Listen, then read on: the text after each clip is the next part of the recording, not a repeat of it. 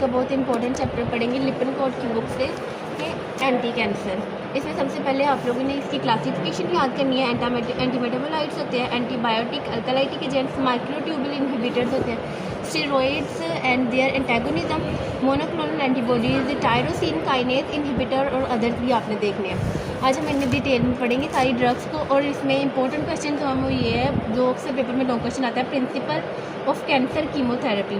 Chemotherapy की जो cancer chemotherapy के जो प्रिंसिपल्स होते हैं वो पढ़ने हैं हमने। फिर इसके बाद जो ड्रग्स आती हैं, एंटीमेटाबोलाइट्स, मेथोट्रेक्सेट, पिमिट्रेक्सेट, पैराट्रेक्सेट, ये सारी ड्रग्स हम आज को पढ़ेंगे एंटी कैंसर की ड्रग्स। सबसे पहले हम शुरू करते हैं anti cancer. Cancer uncontrolled growth होती है किसी भी सेल्स की जो कि अनकोऑर्डिनेटेड होती है और एबनॉर्मल ग्रोथ स्टार्ट हो जाती है किसी सेल्स की भी। तो उसके कैंसर हम लोग फार्माकोलॉजी के पॉइंट ऑफ व्यू से कैंसर को डिस्कस करेंगे। अप्रोच टू ट्रीटमेंट, कैंसर का ट्रीटमेंट हम लोग पहले 4 तरीक़ों से कर सकते हैं। 4 इसके मेथड होते हैं, सर्जिकल, रेडियोलॉजिकल, बायोलॉजिकल और कीमोथेरेपी। लेकिन फार्माकोलॉजी में हम लोग कीमोथेरेपी पे फोकस करते हैं क्योंकि हम लोग एंटी कैंसर ड्रग पढ़े। लिपनकोट की बुक के अकॉर्डिंग हम लोगों ने कीमोथेरेपी पे फोकस करना है सिर्फ। और इसी की जो ड्रग्स आती हैं और इसकी जो प्रिंसिपल्स हैं वो हम लोगों ने आज डिस्कस करते हैं। सबसे पहले जो इसकी ड्रग है, प्रिंसिपल्स को हम स्किप करते हैं, वो हम लोग लास्ट पे करेंगे। पहले हम इसकी ड्रग्स का जो पोर्शन है वो डिस्कस करेंगे। अब देख सकते हैं इसमें सबसे पहले जो ड्रग्स हैं वो एंटीमेटाबोलाइट्स हैं, हम इन्हें सबसे पहले डिस्कस करेंगे। और फिर हम लोग इसकी ड्रग की क्लासिफिकेशन, कीमोथेरेपी के अकॉर्डिंग ना ड्रग की 2 तरह की क्लासिफिकेशन होते हैं। यहाँ तो सेल साइकिल स्पेसिफिक ड्रग्स होती हैं या तो नॉन सेल साइकिल स्पेसिफिक होती हैं। सेल साइकिल स्पेसिफिक ऐसी ड्रग्स होती हैं जो कि एंटी कैंसर ड्रग्स ऐसी होती हैं जो कि तब कैंसर सेल पर एक्ट करती हैं, उसे डिस्ट्रॉय करती हैं, डैमेज करती हैं जब वो एक्टिवली डिवाइड हो रहा होता है। Cell cycle specific drugs are anti cancer drugs that act on actively dividing cancer cell during on actively division. मतलब जब सेल अब नॉर्मली एक्टिवली डिवाइड हो रहा होता है तब जो ड्रग्स उस पर एक्ट करके उसको डैमेज करती हैं और कैंसर को ट्रीट करती हैं वो सेल साइकिल स्पेसिफिक ड्रग्स होती हैं। ये हमें पता है सेल साइकिल की कौन कौन सी फेजेस, अलग अलग फेजेस पे वो ड्रग्स होती हैं वो एक्ट करती हैं जब सेल एक्टिवली डिवाइड हो रहा होता है। G1 फेज़ में S फेज़ हो सकती है, S2 फेज़ M फेज़ हो सकती है जब वो ड्रग्स सेल पर एक्ट करती हैं, उसे डिस्ट्रॉय कर देती हैं और कैंसर को ट्रीट करती हैं। वो ड्रग्स, उन ड्रग्स को क्या कहते हैं, सेल साइकिल स्पेसिफिक ड्रग्स कहते हैं। इसकी सबसे पहले एग्जाम्पल जो है वो एंटी मेटाबोलाइट्स की है। बुक के अकॉर्डिंग भी, बुक में भी सबसे पहले उन्होंने एंटी मेटाबोलाइट्स के बताया हुआ है। मेथोट्रेक्सेट होता है, पिमिट्रेक्सेट और पैराट्रेक्सेट और इसका मैकेनिज्म ऑफ एक्शन। हम भी सबसे पहले मतलब कि ये एंटी मेटाबोलाइट्स जो होती हैं ये हमारे पास cell cycle specific drug anti cancer drugs होती हैं। हम भी सबसे पहले एंटी मेटाबोलाइट्स को ही डिस्कस करेंगे। जिसमें एंटी मेटाबोलाइट में सबसे पहले मेथोट्रेक्सेट होती हैं। ये देखिए सही क्लियरली लिखा हुआ है that drugs act on the S phase. ये कौन सेल साइकिल, ये सेल साइकिल स्पेसिफिक ड्रग्स है ना।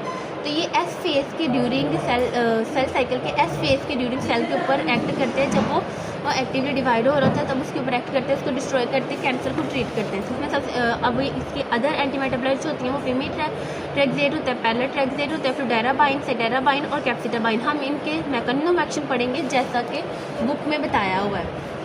बुक में भी सबके अलग अलग मैकेनिज्म एक्शन लिखे हुए हैं, हम भी इनके अलग अलग मैकेनिज्म एक्शन पढ़ेंगे। सबसे पहले मेथोट्रेक्सेट का मैकेनिज्म एक्शन देखते हैं। ये वो ड्रग होती है जो ब्लॉक करती है डाईहाइड्रोफोलेट रिडक्टेज एंजाइम को। ये की पॉइंट है मेथोट्रेक्सेट के मैकेनिज्म एक्शन का कि ये वो cell cycle specific anti cancer drug है जो कि डाईहाइड्रोफोलेट रिडक्टेज एंजाइम को ब्लॉक करती है। क्या होता है जब मेथोट्रेक्सेट ने इनहिबिट कर देना डाईहाइड्रोफोलेट रिडक्टेज एंजाइम को तो टेट्राहाइड्रोफोलेट सिंथेसिस ब्लॉक हो जानी है। टेट्राहाइड्रोफोलेट सिंथेसिस ब्लॉक हो जाएगी जिसकी वजह से थायमिडाइन और प्यूरिन नहीं बनेगा। प्यूरिन की सिंथेसिस रुक जाती है जिसकी वजह से डीएनए की सिंथेसिस होती है ना वो इम्पेयर्ड हो जाती है और सेल जो है वो डिवाइड नहीं हो पाता, उसकी डेथ हो जाती है। हमने आपने ये प्रॉपर आपने से पढ़ना है और आप इसका स्क्रीनशॉट लेके सेव भी कर सकते हैं, अपने नोट्स खुद से बना सकते हैं। हमने बुक से पढ़कर उसे ड्रॉ किया है अब ताकि आपको आसानी से समझ आ सके।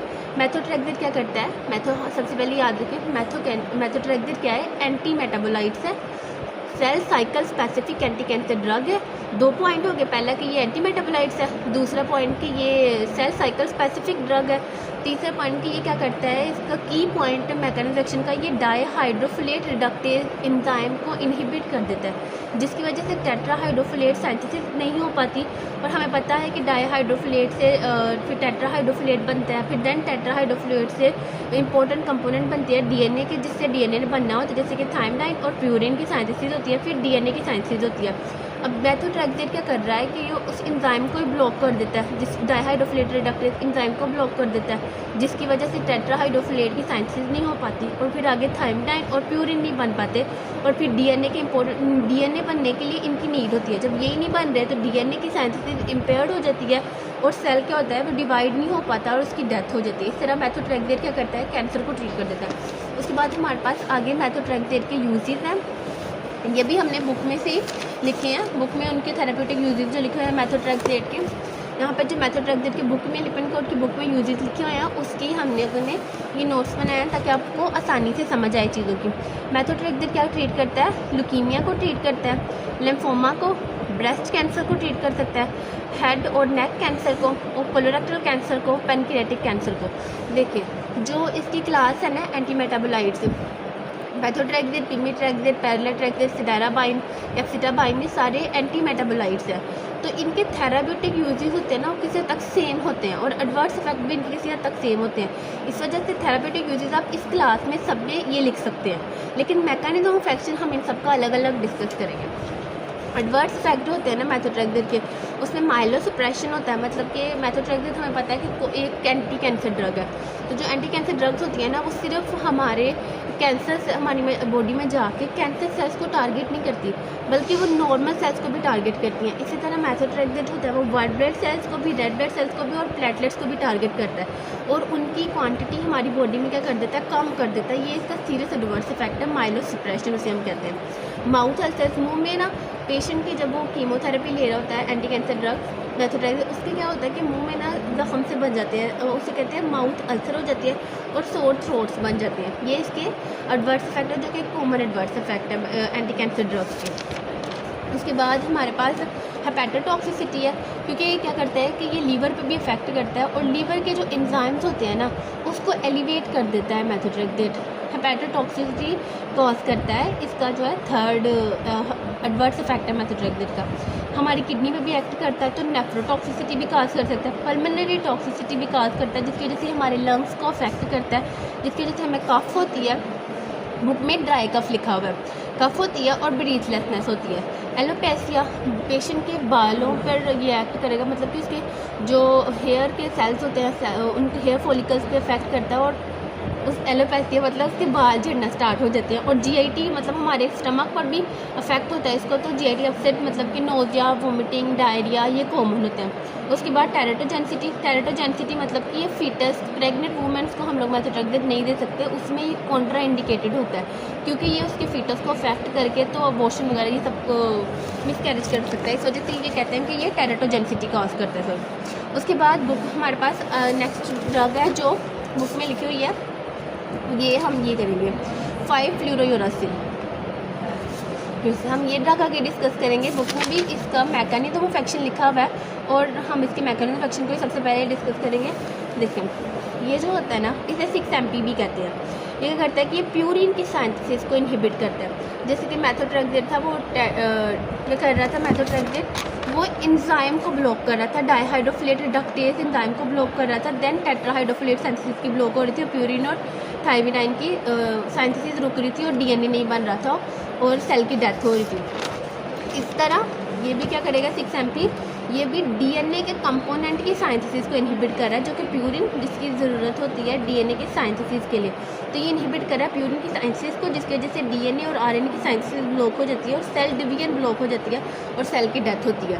मतलब इनका मैकेनिज्म ऑफ एक्शन थोड़ा बहुत मिलता जुलता है। ये दोनों करते क्या हैं, डीएनए के कंपोनेंट की सिंथेसिस को स्टॉप कर रहे हैं, जिसकी वजह से डीएनए नहीं बन रहा, डिवीजन नहीं हो रही और सेल की डेथ हो रही है। क्या इसके आगे हम लोग करेंगे 5-यूरासिल। क्या करता है कि ठीक है, उसके बाद इसका एडवर्स इफेक्ट क्या करता है कि ये इनएक्टिव फॉर्म में होता है। ये अभी हम एंटी मेटाबोलाइट्स पर ही हैं, हम अगली क्लास पे नहीं गए। ये एंटी मेटाबोलाइट्स की ड्रग हम 1 बाय 1 डिस्कस करें, जो कि लिपिन-कोड की बुक में भी उन्होंने 1 बाय 1 आपको एक्सप्लेन की हुई है। इसमें क्या होता है, इसे 5FU भी कहते हैं। ये इनएक्टिव फॉर्म में होता है, ये हमारी बॉडी में जाके एक्टिव मेटाबोलाइट्स में कन्वर्ट हो जाता है, अपनी एक्टिव फॉर्म में कन्वर्ट होता है। फिर उसके बाद ये एंजाइम के साथ क्या करता है, बाइंड करता है थायमाइड और सिंथेसिस को ब्लॉक करता है। मतलब ये भी डीएनए के कंपोनेंट की सिंथेसिस को ब्लॉक कर रहा है, जिसकी वजह से डीएनए की सिंथेसिस इनहिबिट हो जाएगी और सेल प्रोलिफरेशन ब्लॉक हो जाएगी। किस फेज में? एस फेज में।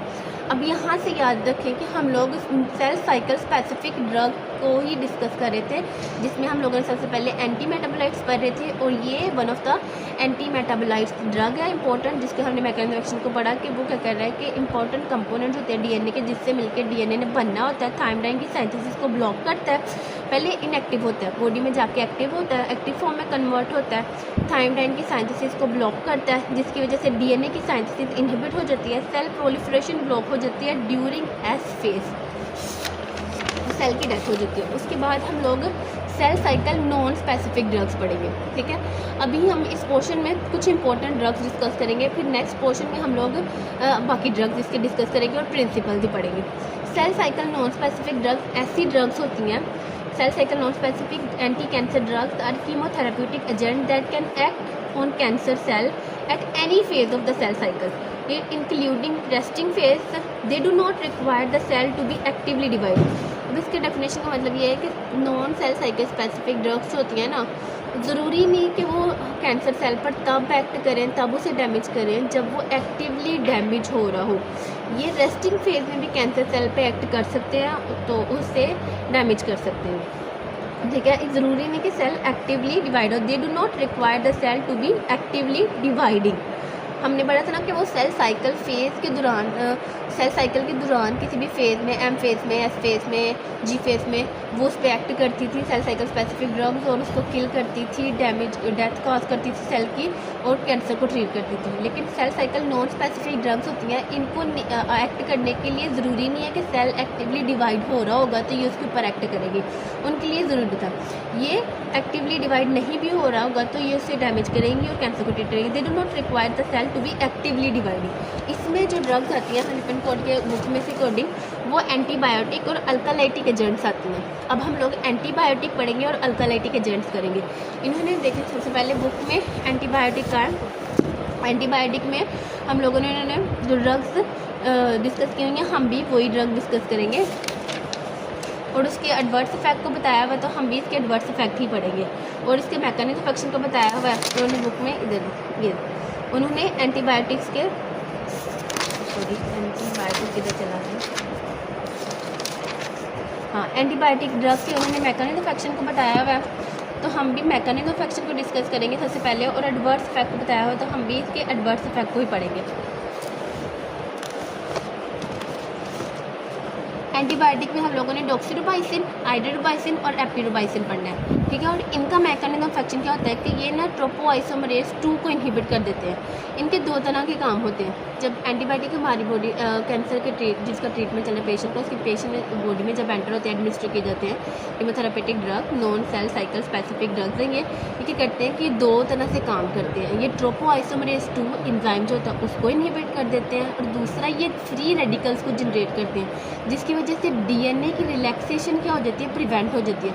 ना तो डीएनए रिलैक्स होगा, जिसकी वजह से डीएनए क्या हो जाता है, डैमेज हो जाता है, और सेल की क्या हो जाती है, डेथ हो जाती है। अब ध्यान सुने, हमने पढ़ा सबसे पहले हमने कहा cell cycle non specific drugs में क्या आती हैं, एंटीबायोटिक्स आती हैं और अल्कालाइटिक एजेंट्स आती हैं। एंटीबायोटिक्स में हमने डॉक्सीडोबाइसिन, आइडोडोबाइसिन और एपिडोबाइसिन ये तीनों ड्रग्स पढ़ी, जो कि इंपॉर्टेंट ड्रग्स हैं। उसके मैकेनिज्म ऑफ एक्शन को देखेंगे। सबसे पहले क्या करती है, 2 तरह से काम करती हैं। ट्रोपोआइसोमरेज 2 को इनहिबिट करते हैं और फ्री रेडिकल्स को जनरेट करते हैं, जिसकी वजह से कह सकते हैं कि डीएनए की रिलैक्सेशन को प्रिवेंट कर देते हैं।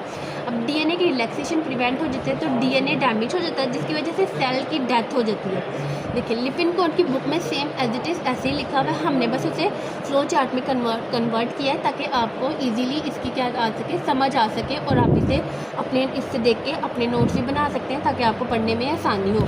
क्योंकि लिपन कोड की अगर बंदा बुक पढ़े ना तो उसे एक बार तो पढ़ सकता है कोई भी स्टूडेंट, लेकिन उसे जब हम रिवाइज़ करते हैं तो हमें चीज़ों को दोबारा उतनी डिटेल में पढ़ने का टाइम नहीं होता। इस वजह से अच्छा है कि आप एक बार उधर से पढ़ें, एक बार ये फ्लो चार्ट देखें, बाद में अपने नोट्स बनाएं और आपको आसानी से याद हो जाएगा। हमने क्या किया, एंटीबायोटिक का मैकेनिज्म ऑफ एक्शन हमने क्या पढ़ा कि ट्रोपोआइसोमेरेज 2 को इनहिबिट करता है और फ्री रेडिकल्स जनरेट कर देते हैं एंटीबायोटिक, जो कि डॉक्सीरोबाइसिन है, आइडरोबाइसिन और एपिरोबाइसिन है, जिसकी वजह से डीएनए की रिलैक्सेशन क्या हो जाती है, ट्रोपोमाइसिन 2 को इनहिबिट किया, फ्री रेडिकल जनरेट किया, जिसकी वजह से डीएनए की रिलैक्सेशन प्रिवेंट हो जाती है, डीएनए रिलैक्स नहीं होते पाते, जैसे जैसे डीएनए की डैमेजिंग स्टार्ट हो जाती है वो डैमेज हो जाती है और सेल की डेथ हो जाती है और इस तरह ये कैंसर को ट्रीट कर देते हैं। उसके बाद आगे हमारे पास इसके एडवर्स इफेक्ट है, बुक में भी यही लिखे हुए हैं, आप पढ़ सकते हैं, वहाँ से भी एडवर्स इफेक्ट क्या होते हैं एंटीबायोटिक्स के, कि ये कार्डियोटॉक्सिसिटी काज करते हैं, जो कि इंपॉर्टेंट इस MCQ में भी आता है कि एंटीबायोटिक्स के एडवर्स इफेक्ट होते हैं, तो वो कार्डियोटॉक्सिसिटी काज करता है, माइलोसप्रेशन मिनिमम काज करता है, याद रखना आपने, एलोपेसिया करता है, बाल झड़ने लग जाते हैं, मिकोजाइटिस काज करता है, मतलब मिकोजा की इन्फ्लेमेशन काज करता है। उसके बाद हमारे पास है, बुक में भी है ब्ल्यूमाइसिन, यहाँ बुक में भी लिखा हुआ है अदर ड्रग कौन सी है, ब्ल्यूमाइसिन। इन्होंने बुक में भी ब्ल्यूमाइसिन का मैकेनिज्म ऑफ एक्शन बताया, फार्माकोकाइनेटिक और एडवर्स इफेक्ट बताया। हम लोग भी मैकेनिज्म ऑफ एक्शन और एडवर्स इफेक्ट को डिस्कस करेंगे, किसके, ब्ल्यूमाइसिन के। हमने पहले एंटीबायोटिक डिस्कस किया, अब हम क्या करेंगे, ब्ल्यूमाइसिन को पढ़ेंगे। ब्ल्यूमाइसिन का मैकेनिज्म ऑफ एक्शन क्या होता है कि वो आयरन के साथ बाइंड करना है। इसके भी आपने पॉइंट याद रखने हैं कि ये non cell cycle specific drug anti cancer drug है, जो क्या करती है, इसका मैकेनिज्म एक्शन क्या है कि वो आयरन के साथ बाइंड करती है, फ्री रेडिकल्स को जनरेट करती है और क्या करती है कि डीएनए के जो स्ट्रैंड होते हैं उसको ब्रेक करना स्टार्ट कर देती है। सबसे पहले बॉडी में गई पेशेंट के, कैंसर पेशेंट के, क्या किया, आयरन के साथ इसने बाइंड किया, आयरन के साथ बाइंड करने के बाद इसने फ्री रेडिकल जनरेट करना स्टार्ट किए, फ्री रेडिकल जनरेट करना स्टार्ट किए, जिसकी वजह से डीएनए हमें पता है डबल हेलिक्स स्ट्रक्चर होता है डीएनए का, वो क्या होगा, उसके स्ट्रैंड क्या होंगे, ब्रेक होना शुरू हो जाते हैं। जब उसके स्ट्रैंड ब्रेक होना शुरू हो जाते हैं तो सेल साइकिल रेस्ट में G2 फेज में ये क्या कर देता है, सेल साइकिल को रोक देता है और अपोप्टोसिस काज कर देती है, क्या, ब्ल्यूमाइसिन। जब अपोप्टोसिस काज करते हैं तो प्रोग्राम्ड सेल की डेथ हो जाती है, मतलब कि ये सेल को क्या कर रहे हैं, आयरन के साथ जाके बॉन्ड बनाते हैं, फ्री रेडिकल्स को जनरेट किए और डीएनए के स्ट्रैंड्स को ही ब्रेक कर दिया। जब डीएनए के स्ट्रैंड को ब्रेक कर दिया तो उधर से मैकेनिज्म एक्शन स्टार्ट हो जाता है सेल का कि वो खुद को प्रोग्राम्ड सेल डेथ हो जाती है, अपोप्टोसिस काज करता है। मतलब ये अब इसी याद रख सकते हैं, ब्ल्यूमाइसिन क्या करता है, अपोप्टोसिस काज करता है। 2-3 पॉइंट में आप इसे याद रखें, सबसे पहले तो ये आयरन के साथ बॉन्ड बनाता है, दूसरा फ्री रेडिकल जनरेट करती है ब्ल्यूमाइसिन, तीसरा डीएनए के क्या करते हैं, स्ट्रैंड को तोड़ देती है और फिर अपोप्टोसिस काज करके सेल की प्रोग्राम डेथ काज होती है। तो ब्ल्यूमाइसिन इस तरह कैंसर को ट्रीट करता है। उसके बाद ब्ल्यूमाइसिन के एडवर्स इफेक्ट पड़ेंगे, जिसमें पल्मोनरी टॉक्सिसिटी होती है, स्किन रिएक्शन होता है, जिसमें hyper pigmentation, rash, thickening, alopecia, fever chills और माइलोसप्रेशन आता है। ये हम लोग इसके क्या कहेंगे, इसके क्या है, एडवर्स इफेक्ट है किसके, ब्ल्यूमाइसिन के, जो कि आयरन के साथ जाके बॉन्ड ब्ल्यूमाइसिन आयरन के साथ जाकर बॉन्ड बनाती थी, फ्री रेडिकल्स को जनरेट करती थी, डीएनए के स्ट्रैंड को ब्रेक करती थी, अपोप्टोसिस काज करती थी, किस फेज में, सेल साइकिल के G2 फेज में, अरेस्ट कर देती है इसको रोक देती है फेज को। उसके बाद इसके एडवर्स इफेक्ट में क्या किया, पल्मोनरी टॉक्सिसिटी, स्किन रिएक्शन में जिसमें हाइपर पिगमेंटेशन आ जाता है, स्किन पे रैशेस बनने लग जाते हैं, स्किन पे ना पिगमेंटेशन ज़्यादा हो जाती है, पेशेंट की ना पूरी स्किन पे हाइपर पिगमेंटेशन हो जाती है। ये इसका कॉमन एडवर्स इफेक्ट है किसका, ब्ल्यूमाइसिन का, कि ये हाइपर पिगमेंटेशन कॉज करती है, रैश कॉज करती है, स्किन को थिक कर देती है, मोटा, एलोपेसिया, बाल पेशेंट के झड़ जाते हैं पूरी बॉडी से, फीवर, बुखार रहता है, उसको चिल्स रहते हैं, और माइलोसप्रेशन का तो हमें पता ही है कि वो वाइट ब्लड सेल्स को कम कर देती है, वाइट ब्लड सेल्स को, प्लेटलेट्स को और रेड ब्लड सेल्स को क्या कर देती है, इन्हें कम कर देना। माइलोसप्रेशन किसने, ब्ल्यूमाइसिन ने, ये इसका क्या है, one of the adverse effect है। तो देखिए आज हमने क्या पढ़ा, हमने एंटी कैंसर वाला चैप्टर फार्माकोलॉजी का लिपिन कोड के अकॉर्डिंग पढ़ा। सबसे पहले इसकी क्लासिफिकेशन पढ़ी हमने, प्रिंसिपल हम नेक्स्ट जो इसकी वीडियो में अपलोड करेंगे उसमें डिस्कस करेंगे। उसके बाद हम लोगों ने ड्रग से स्टार्ट किया था, जिसमें हम लोगों ने एंटी मेटाबोलाइट ड्रग्स पढ़ी, मेथोट्रेक्सिड पढ़ा, उसके मैकेनिज्म ऑफ एक्शन को पढ़ा, सिक्स एमपी के मैकेनिज्म ऑफ एक्शन को पढ़ा, फिर डायराबाइन के मैकेनिज्म ऑफ एक्शन को पढ़ा, ग्लाइब्यूरोसिल के मैकेनिज्म ऑफ एक्शन को पढ़ा। बुक में भी अलग अलग लिखे हुए हैं तो हमने भी अलग अलग ही डिस्कस किए हैं, ठीक है। फिर उसके बाद हम लोगों ने एंटीबायोटिक्स को पढ़ा। एंटीबायोटिक्स में इनके मैकेनिज्म एपिरोबाइसिन, डॉक्सीरिबाइसिन और आइडरबाइसिन जो कि इंपॉर्टेंट एंटीबायोटिक्स हैं उनके मैकेनिज्म ऑफ एक्शन को डिस्कस किया और उनके एडवर्स इफेक्ट्स को डिस्कस किया बुक के अकॉर्डिंग, ठीक है। फिर उसके ब्लूमाइसिन के मैकेनिज्म ऑफ एक्शन को और एडवर्स इफेक्ट को डिस्कस किया ब्लूमाइसिन। अब नेक्स्ट क्वेश्चन में हम लोगों ने अल्कालाइटिक एजेंट्स पढ़ने हैं और अल्कालाइटिक एजेंट्स पढ़ेंगे और जो बाकी माइक्रोट्यूब्यूल इमिटर जो कि एक इम्पोर्टेंट क्वेश्चन है। इस वजह से आपने नेक्स्ट वीडियो भी देखनी है और ये भी पूरी वीडियो देखनी है ताकि आपको हर चीज़ की समझ आए। माइक्रोट्यूब्यूल इमिटर पढ़ने हैं और जो नेक्स्ट ड्रग्स रह गई वो पढ़ने हैं हमने और प्रिंसिपल्स को पढ़ने हैं, प्रिंसिपल्स ऑफ कैंसर कीमोथेरेपी पढ़ने हैं।